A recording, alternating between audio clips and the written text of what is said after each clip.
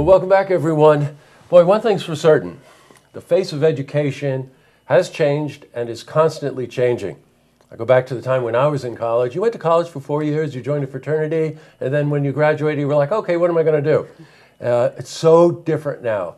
People have a purpose when they go to school, or they're going to school to find out what their purpose is.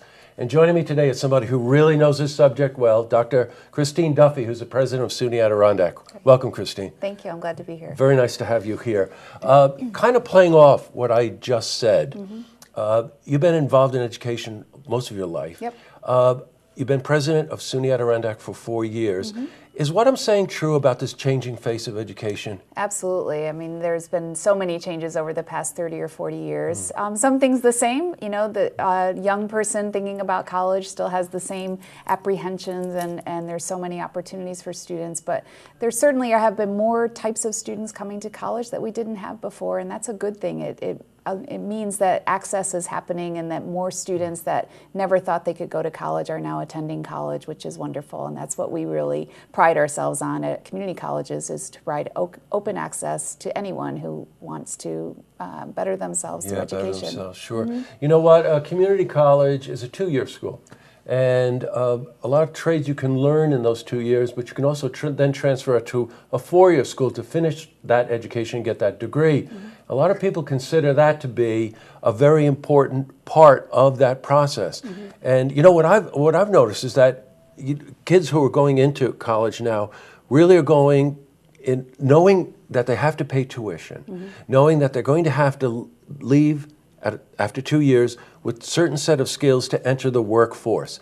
That seems to me to be very different, but also a real wonderful advantage for a 2-year school. Absolutely. I mean, you know, we have probably, I think, the best value in higher education, very low cost tuition, and yet we provide a comprehensive college experience for students. We have a strong base in the liberal arts, which we think is really important to have a strong, educated citizenry, and then we have opportunities to explore, you know, various technical areas, healthcare areas, really responding to whatever the regional workforce needs are.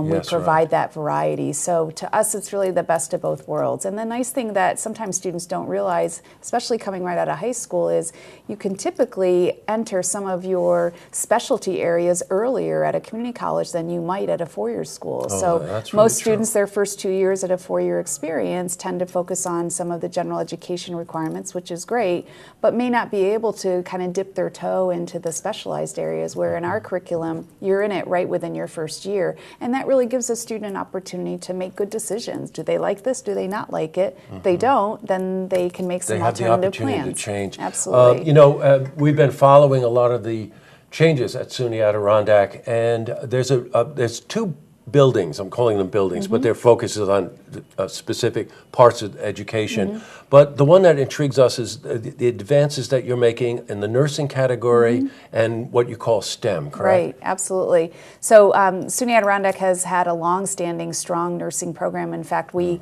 provide the nurses to Saratoga Hospital, Glens Falls Hospital, Hudson Headwaters, the 3 big healthcare providers here in this region. And yet our space needed to be expanded. We also want to make sure that we're preparing students for the 21st century workforce, which really has a good grounding in the STEM disciplines, science, technology, engineering, and math. And so we have invested, and the state and our local sponsors, our 2 counties, have invested in us to build a brand new science and nursing facility, as well as really focusing on the workforce. We are expanding our space to be able to respond to workforce needs, and having our continuing education department be able to have the resources in the space that they need to be able to provide the training that our businesses need. And then finally, we are opening an entrepreneur center, which we're very excited about. You know, we know that small businesses are really the backbone of our economy, and particularly in this region. So to have a place where students can come and test out their ideas and engage with entrepreneurs in the region to be mentors and help them figure out what they might be able to do as an entrepreneur, but also to really create creative and innovative thinking as part of our culture as an institution is going to be critical. So all of that is wrapped up in $31 million worth of capital. Oh my God. Whew, you know what? I almost want to go back and take each thing you said and talk more about it. You know what? I could talk all day if you want. It's just a fascinating topic. It really is, because it's part aspirational, it's part practical, you know, and the whole, all wrapped up together is really what you decide to do with your life. I mean, it's fundamentally that important. Kristine was telling me before we went on air that the new science building is going to have something called a simulator lab. Explain that, because I find that when you talk about taking ideas and making them ready for the workforce. Right. So when you think about nursing education, what typically used to happen is you'd learn in the classroom and then apply what you've learned right in the clinical setting with real live patients. And simulation has now become a kind of an intermediate step in that training, where we're actually simulating a clinical setting for students so they can practice some of the skills that they're being taught and the theory before they go out and work with live patients. And simulation has become a very practical way of better utilizing clinical space. Part of the challenge for most schools to increase enrollment in nursing programs, there's just not enough clinical space to be able to put more trained nurses in training out in the field. So simulation acts as sort of a gap, a way to fill that gap. But what's also exciting about this new simulation lab that we're building is it's expanded enough to be able to invite some of our healthcare partners in to utilize it for their own training. So we're training the nurses to bring them out to the clinical setting, but once they're out there, the training doesn't end. And really being able to be interdisciplinary and pulling physicians together with nurses, with surgical technicians, to be able to simulate surgical situations where life and death decisions are being made. Now they can do it in a more safe environment where you're not working with live patients, you're now working in a simulation environment. So it's really going to be not only an opportunity for us, but also as a community asset, which is something we feel is very important. You know what, and I want to, in the conversation you'd mentioned, how offering students an opportunity to learn more in the liberal arts that dovetails almost with any discipline, right? Any specific discipline. And how do you see that work? So, you know, what we hear the most from employers is we'll train people on the specific skills that we expect them to have, but what we really need are people that can critically think, can read well, can write well, can communicate well.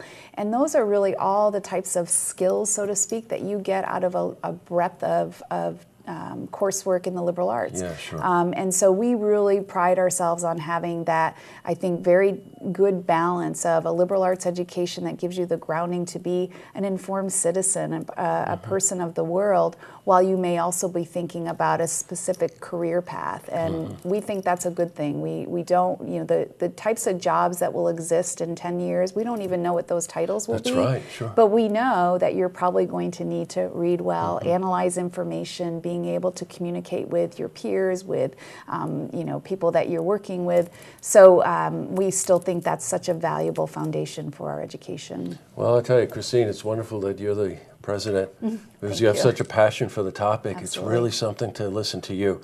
I want to thank you for coming in. Thank you. I want to remind our viewers that the main campus is in Queensbury on Bay Road, but there's also another campus in Wilton. So, you know, again, if you're thinking about continuing education, if you have a child that's about to go into college, if you're thinking yourself about going to college, it's really worth it to contact SUNY Adirondack and just find out more about the kinds of things that we're talking about, how to prepare yourself to learn, how do you chase your dreams, you know, all of the, and everything probably in between, right? Absolutely. Well, thank you so much for coming in. You're welcome anytime. Thank you. I'd love to have this conversation. I appreciate being here. Thank you so much. Thanks, Kristine. Great. To see this interview again, you can head to our website, looktvonline.com.